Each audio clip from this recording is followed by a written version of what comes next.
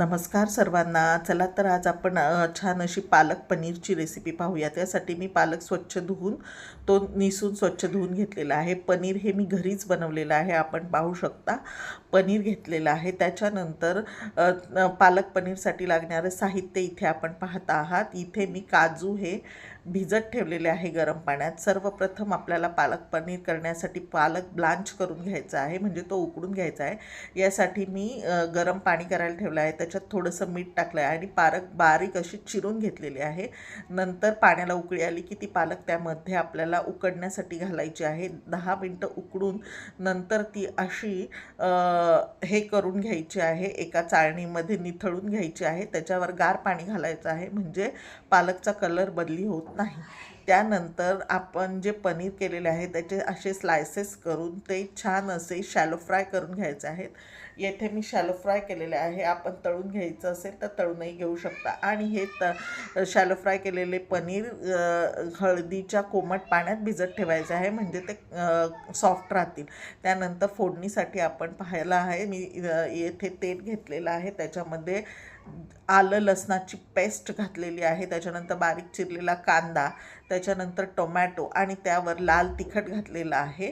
आणि ते चवीनुसार मीठ घालायचं आहे आणि छान असं त्याच्यात थोडंसं पाणी घालून ते शिजत ठेवायचं आहे. हा मसाला कांदा आणि टोमॅटोचा मसाला शिजत ठेवायचा आहे. त्याच्यानंतर जे आपण हे भिजत ठेवलेले आहेत काजू, त्याची छान अशी पेस्ट करून घेतलेली आपण येथे पाहतो आहोत. त्यानंतर जो पालक ब्लांच करून घेतलेला आहे तो थंड झाल्यानंतर तोही मिक्सरला जाडाभरडा वाटून घ्यायचा आहे, खूप असा बारीक वाटायचा नाही आहे.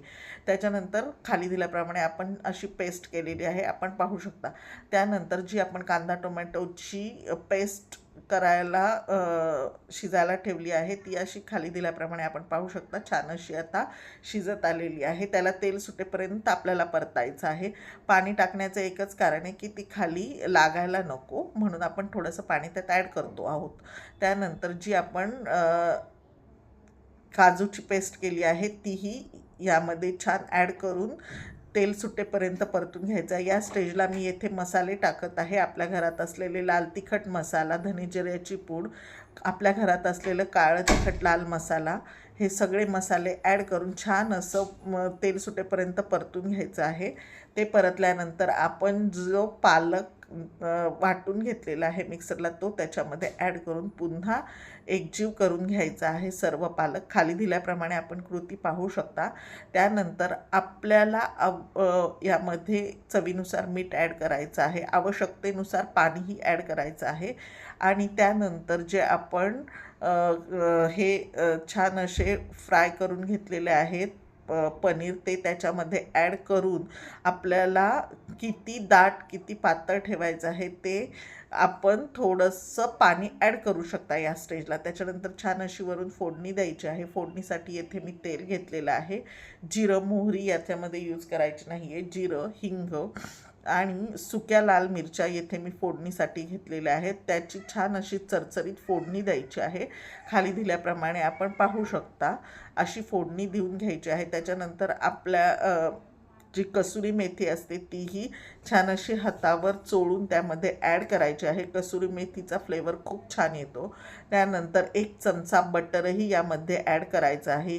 भाजी खाली दिल्याप्रमाणे आपण पाहू शकता किती सुंदर दिसत आहे. त्याच्यानंतर बटर ॲड करून ती सर्विंगसाठी तयार करायची आहे. ही भाजी खूप पौष्टिक आणि खूप छान लागते. या पद्धतीने आपण नक्की करून पहा, नक्की हॉटेलसारखीच होईल आपली भाजी. अशा प्रकारे माझा व्हिडिओ आपल्याला आवडला तर प्लीज लाईक अँड सबस्क्राईब, आणि ही भाजी नक्की करून पाहू शकता आपण. भाजीचा कलरही किती छान आलेला आहे आणि दिसतीही किती छान, आणि टेस्टलाही अतिशय सुंदर लागते हॉटेलसारखी. नक्की करून पहा. थँक्यू.